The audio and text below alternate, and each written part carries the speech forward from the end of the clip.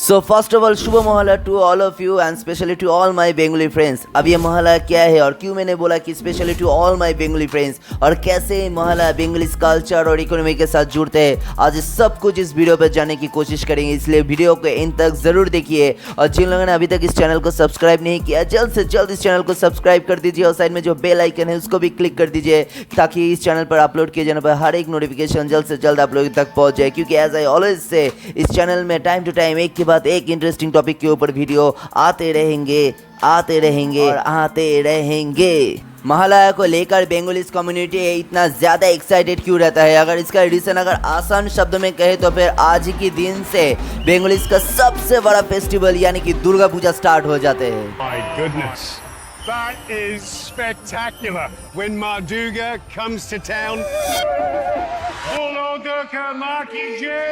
और ये माना जाता है कि आज ही के दिन माँ दुर्गा अपने दोनों बेटे गणेश और कार्तिक और अपनी दो बेटी सरस्वती और लक्ष्मी के साथ अपने ससुराल यानी कि कैलाश को छोड़ के अपने मायके यानी कि धरती पर आते हैं और हम सभी धरतीवासी इसी पल का सेलिब्रेशन करते हैं। और सिर्फ यही नहीं, आज के दिन माँ के दोनों आंखें भी पेंट किए जाते हैं।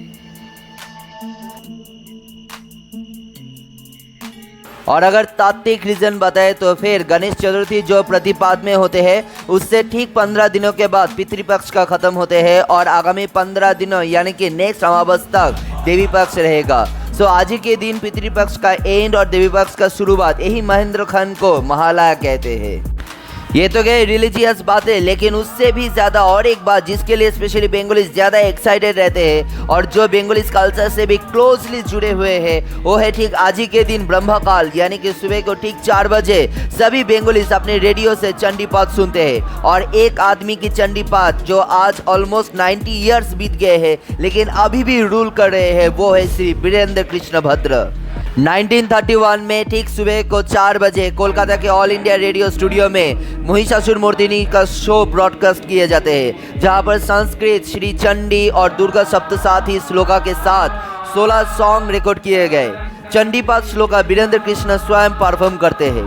पूरी 1.5 घंटे के ये शो बेंगोलीज कल्चर का एक महत्वपूर्ण हिस्सा बन गए हैं। और इसके बाद ठीक सुबह के 7 बजे टेलीविजन में देवी दुर्गा और असुर का युद्ध का एक थिएट्रिकल वर्जन दिखाए जाते हैं। समय के साथ साथ इस थिएट्रिकल शो में सादापन से ज़्यादा टेक्नोलॉजी VFX CGI का इस्तेमाल हो रहा है, जो एटलीस्ट मेरे ख्याल से शो को और एक्शन पैक्ड बनाया है, लेकिन जो सादगी था उस पुराने शो में वो कहीं मिसिंग है। महालया के ठीक 7 दिन बाद से शुरू हो जाएगा the biggest festival Durga Puja. ये दुर्गा पूजा वेस्ट बंगाल के अलावा असम, त्रिपुरा, उड़ीसा, झारखंड, ईस्टर्न उत्तर प्रदेश, बांग्लादेश, नेपाल, भूटान में भी सेलिब्रेट किए जाते हैं, लेकिन सबसे ज़्यादा सेलिब्रेट किए जाते हैं यहाँ पर वेस्ट बंगाल में। महाभागवत पुराण के अनुसार राम रावण के युद्ध के समय जब रावण ने कुंभकर्ण को जगाया था तब कुंभकर्ण को देखकर सभी वानर सेना डर जाते हैं। तब ब्रह्मा राम को कहते हैं देवी दुर्गा की पूजा करने के लिए, लेकिन तब अश्विन महीने थे और कृष्ण पक्ष थे और उस समय देवी दुर्गा की पूजा नहीं किए जाते थे।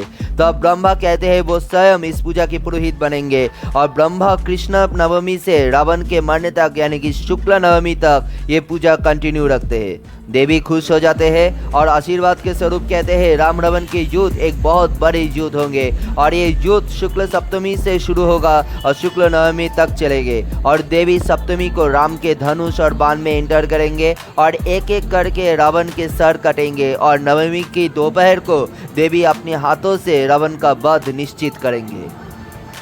रामायण के और एक वर्षन अनुसार युद्ध में जीत हासिल करने के लिए श्री राम देवी दुर्गा की पूजा करते हैं, जिसके लिए 108 नीलकमल लगेंगे, लेकिन राम सिर्फ 100 नीलकमल ही ढूंढ पाए। तब उन्होंने अपने एक आंख दान करने चाहे, तभी देवी प्रकट होते हैं और राम को जीत के आशीर्वाद देते हैं और दशमी में रावण को मारकर राम इस युद्ध को जीत लेते हैं। इसलिए दशमी को दशहरा यानी कि रावण वध पूरी देश में मनाए जाते हैं। अब दुर्गा पूजा रिचुअल के तौर पर पहले कहाँ शुरू है, इसको लेकर काफ़ी डिबेट है, जहाँ पर यह माना जाता है कि 1610 में बड़ीसा जमींदार साबर्ण रॉय चौधरी ने पहली बार अनडिवाइडेड बंगाल में एवरी ईयर रिचुअल के तौर पे दुर्गा पूजा शुरू किए। साथ में यह भी माना जाता है कि साल 1562 to 64 के बीच मेरे ही होम टाउन कोचबिहार के राजा श्री नरनारायण ने पहली बार दुर्गा पूजा चालू किए थे, जिसको यहाँ पे हम लोग माँ बड़ोदेवी के नाम से पुकारते हैं। इसके बाद साल 1757 में शोभाबाजार राजबाड़ी में राजा नवकृष्ण देव कोलकाता में ये पूजा चालू की है, जो भी वन ऑफ द ओल्डेस्ट पूजा है। 2021 में यूनेस्को के ओर से कोलकाता दुर्गा पूजा को इंटेंजिबल कल्चरल हेरिटेज का दर्जा दिया गया है। और ये पूजा सिर्फ फेस्टिवल ही नहीं, बस इस कुछ दिन की फेस्टिवल सिर्फ वेस्ट बंगाल में ही ऑलमोस्ट 40,000 करोड़ से भी ज्यादा रेवेन्यू जनरेट करते हैं। सो आप सभी लोगों को ये आने वाले दुर्गा पूजा का बहुत सारे शुभेच्छा और बधाई। आशा करते हो कि आप सभी लोगों को आने वाले कुछ दिन बहुत ही खुशहाल रहेगा। इस वीडियो को यहाँ पर ही एंड करते हैं। अगर ये वीडियो आप लोगों को इंटरेस्टिंग और इन्फॉर्मेटिव लगे तो फिर इस वीडियो को ज़रूर एक लाइक दीजिएगा और इस वीडियो को जितना हो सके शेयर कर दीजिएगा। और चैनल पर नए हैं तो फिर चैनल को ज़रूर सब्सक्राइब कीजिएगा। तो फिर मिलते हैं और एक नए इंटरेस्टिंग टॉपिक के साथ। और मेरे नेक्स्ट टॉपिक आएंगे इजराइल और पैलेस्टाइन के कॉन्फ्लिक्ट के ऊपर बहुत जल्द, इसलिए इस चैनल में जुड़े रहे, बने रहे। तब तक के लिए bye bye, take care and enjoy this festival to the fullest.